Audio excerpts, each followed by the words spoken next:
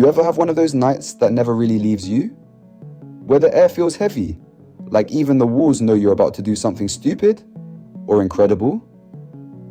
That was me, 16 years old, sitting in a dim room, the glow from my laptop, painting everything blue. Outside, the world was quiet.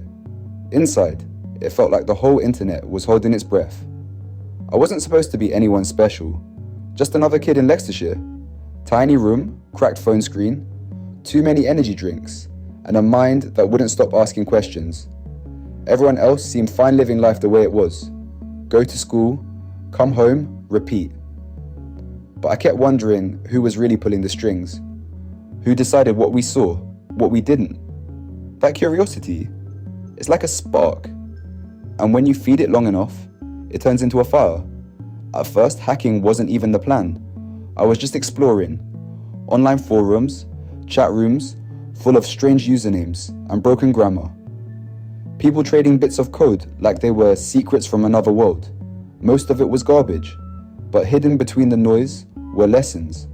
Small, dangerous lessons about how easy it is to slip through cracks people don't even know exist. They called it social engineering. I didn't have to break a system. I just had to make someone want to open the door for me. I still remember the night I tried it for real. My hands were shaking, heart pounding so loud I could hear it echo in my headphones.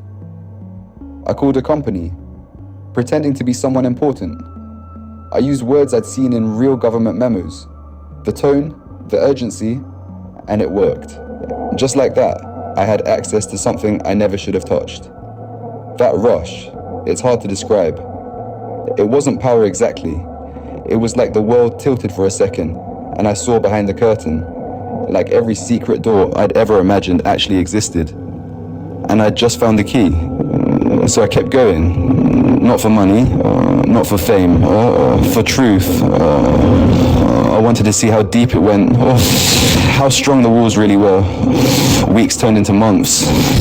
I stopped sleeping properly. The glow of my screen became the only light I needed. Every new login, every new name, felt like pulling another thread out of a giant web. And then came the night everything changed. A list of names, government domains, a phone number I shouldn't have had. Something inside me whispered, don't do it. But another voice, the louder one, said, what if you can? So I called, my voice calm, confident, pretending I was an employee who got locked out.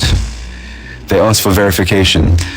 I had it all, the right jargon, the right tone. They believed me.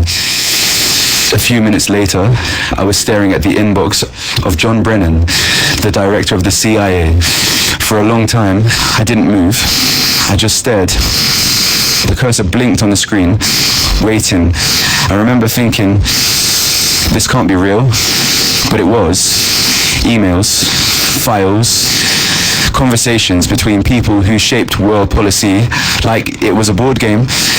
And me, a kid in his bedroom, sitting in the middle of it. The silence in that room was deafening. The only sound was the hum of my laptop fan. Somewhere, a car passed outside, but it felt 1,000 miles away. I didn't leak everything, just enough to make a point, to show the world that these systems we trust so blindly aren't untouchable. And for a while, it worked. People noticed. News outlets picked it up. The name Crackers with Attitude started floating around online, a mix of arrogance and teenage bravado. We laughed about it, kids taking on the CIA. It sounded like a movie, but the movie ends differently when it's real. Because when the adrenaline fades, what's left is fear. Every sound outside your window feels like footsteps. Every message could be someone tracking you. And one morning in 2016, it was. I woke up to shouting. The crash of my door splitting open, boots pounding the floor. The kind of chaos you only see in crime dramas. Except this time, it was my name they were yelling. They pulled me out in handcuffs. Neighbors watched.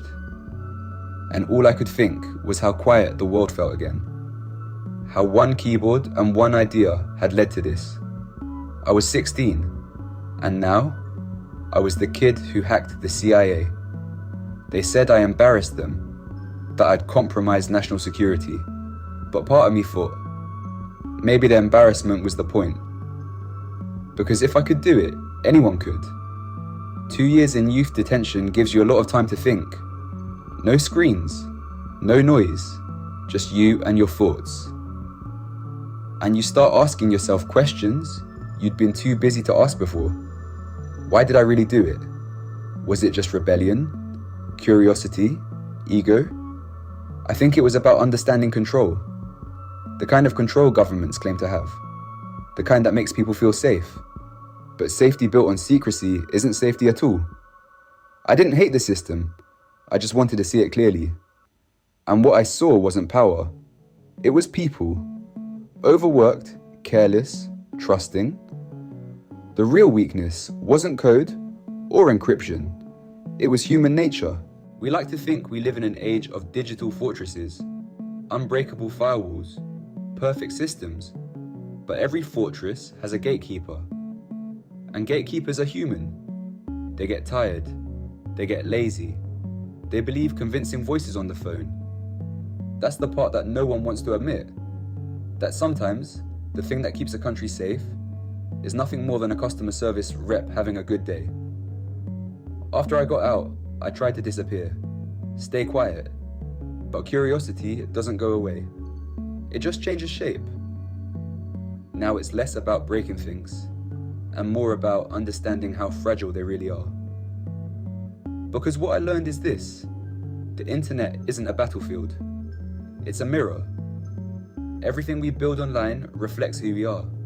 Our pride, our flaws, our overconfidence. People always ask me if I'd do it again. If I could go back to that night, the laptop glowing in the dark, would I make the same choice? And I never know how to answer. Because the truth is, it changed me. It opened my eyes to how the world really works. But it also cost me the simplicity of not knowing.